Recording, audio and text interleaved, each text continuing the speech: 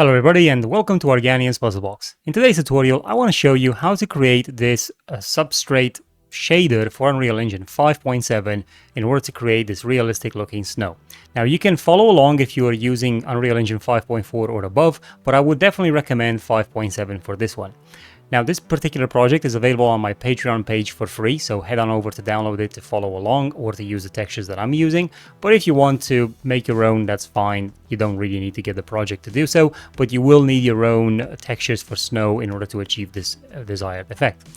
Now, if you want to, support the Organian's Puzzle Box, you can head on over to Patreon to check all over 50 projects that I have available, or you can take a look on Fab to see my WorldForge project, which is basically nanite displacement for landscape taken to a whole new level.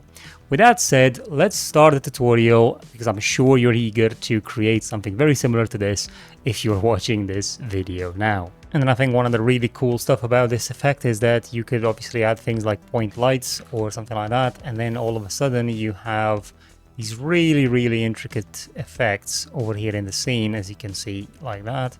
And it just really can make some very atmospheric, dramatic kind of effects.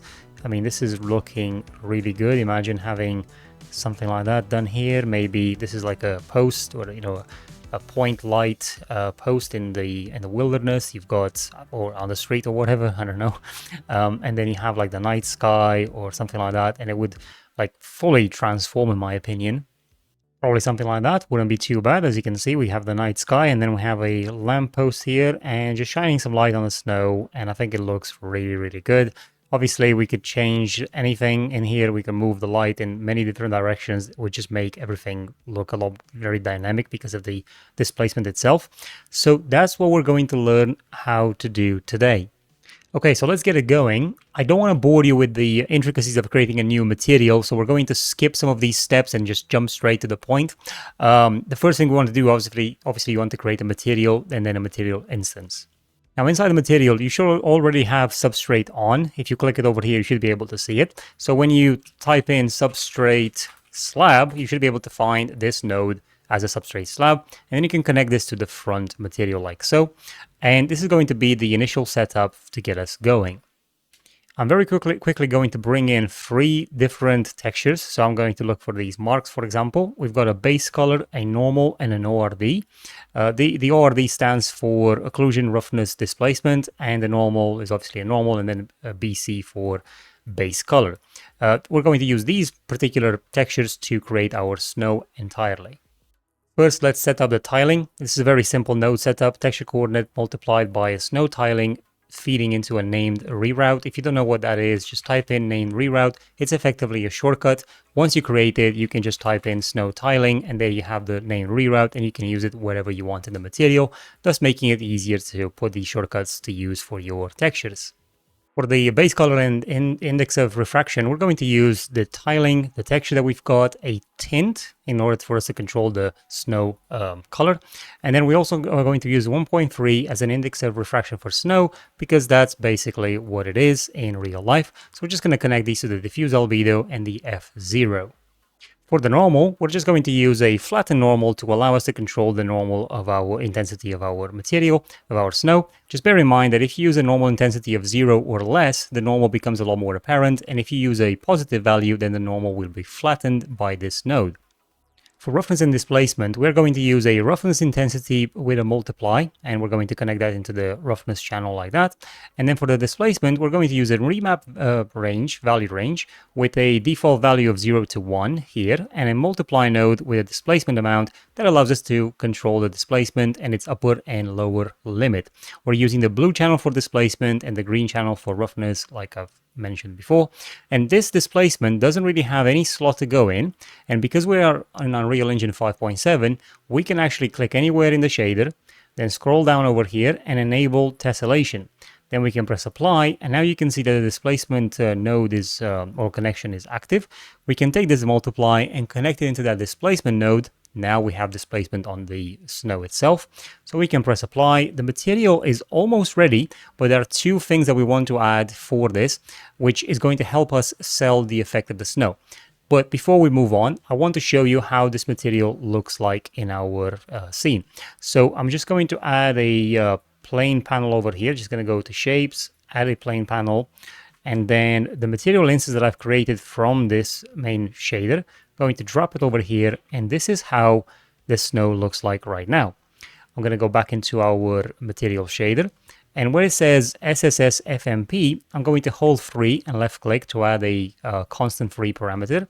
I'm going to put this to maybe like a light blue kind of color, and I'm going to convert it to a parameter and put the name SSS, for some subsurface scattering. Going to connect that into the connection over here. And then I'm also going to look at the FMP scale. So I'm going to add a scalar parameter by holding S and left click, and I'm going to call this SSS scale. And we'll give it a scale of 0.8 and connect it over into the scale like that. And we're going to press apply. Now, if we have a look at our snow, it's definitely changed. If we actually open the material instance to be able to edit it, we will be able to see just what the actual scale does. So if I turn on the scale and then I decrease it to 0, you can see the normal map is now fully coming through, and it makes the snow look a lot, very rough, almost like cement. But if we increase this to 1, for example, it will give this kind of feathery look to everything, and the normal will be somewhat flattened. Obviously, with the normal intensity, we could decrease this like -5 or something like that to bring some of that normal over, but it will also have a a problem with how we get this lighting to behave for the snow. So I'm going to put the SSS scale to about 0.7 or something like that. You can obviously change the color if you want. You can make it a bit more bluer if you want. We will be able to view this a lot better once we have displacement going, because right now the subsurface scattering is almost invisible. And if we go back into our main shader again, over in here, you will notice that we also have a glint density and UVs. The problem with glint in your particular project is that most likely is going to say that it is disabled. So if we go into edit and project settings, I want you to type in here glint, okay? And if nothing comes up, then just type in substrate like that. And you will see in here where it says substrate G buffer format project. This is going to show up as blendable G buffer. You want to change it to adaptive G buffer, and you will notice that if you read in there, right, from blendable and adaptive, it's going to say it's going to be more heavy, computationally speaking, but you're going to have more complex lighting behavior per pixel. Once you put this to adaptive buffer and restart the engine, you will be able to use this glint density and glint UV, okay? So that's the way to get that sorted. Now for glint, all we really want to do is basically use a value of 1 in the glint density, and then we want to use a glint scale with a texture coordinate that goes into here like that. And now we can press apply and have a look. Obviously the glint is actually not visible right now, especially if we're not moving the direction of light, but more importantly, we're not seeing any displacement. So let's get that resolved. Now the plane that we've created is an Unreal Engine default mesh, so we can't actually enable nanite to get displacement on it. Luckily, I do actually have the plane in here, which is nanite enabled. If you want to get it, like I have it here, there is a trick to this. So what you can do is go to Window, create a content browser, and then select your plane in the world. Click on this, on this icon over here to change to the location of the plane. Now you will have it in this new content browser, but also into the content browser when you press Control Space. That's effectively where you want it. You don't want it in here, you want it in here, or you can open 2 content browsers if that works for you. But anyway, what I'm going to do is I'm going to click this again, and it will now search for it in the content drawer rather than the browser. Which means that I can go back into my content folder, right, in this content browser. I can Control Space again and then drag this plane over here and just say that I want to copy it, okay?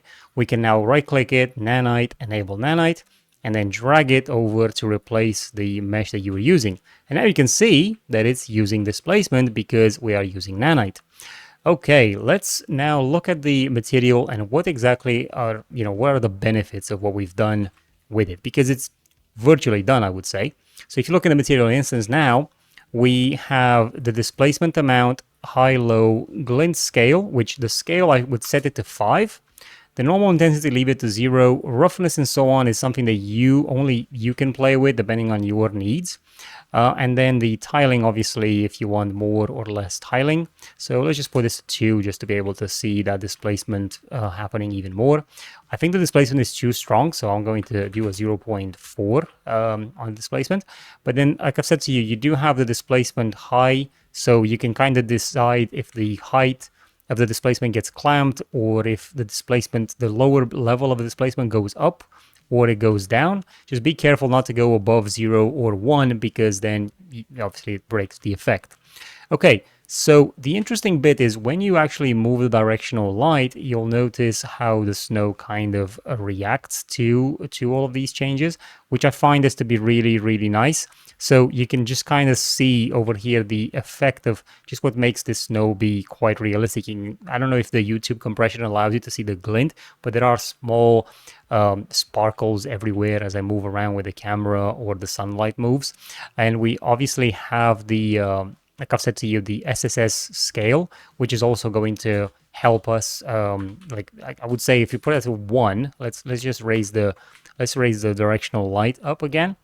So I'm just going to put it up like that. If you set the SSS scale to 1, you can kind of see what it looks like. But if you set it to 0, I mean, that's how much of a difference it is. It's day and night, right? So maybe you don't want to go to 1, but I would still recommend the 0.2 or 0.1.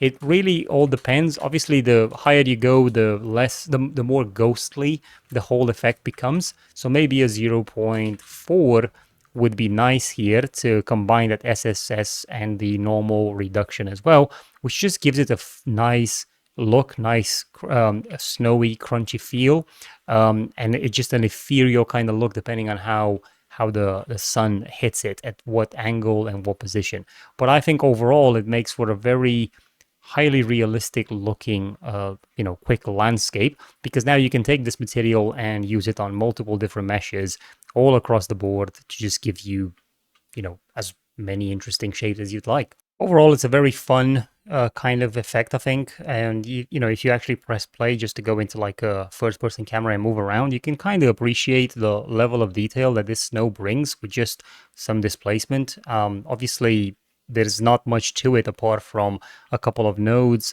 displacement parameter, and just the new substrate stuff that really helps sell the effect of snow. So yeah, I hope you guys did enjoy that tutorial. I hope you learned something today, and let me know what you create. Join my Discord server if you want to share your end result with us. We're going to be very happy to see what you can do. We have a very supportive community. A lot of people want to seek help, and we do offer help. And again, if you're interested in getting your hands on my projects, head on over to my Patreon page to download this project for free, and any other project. And also, if you're interested, I have plenty of projects on Fab, just waiting for you to explore, and you can create worlds like this quite easily, especially with the World Forge. Thank you for watching, and I'll see you guys in the next one. Keep creating.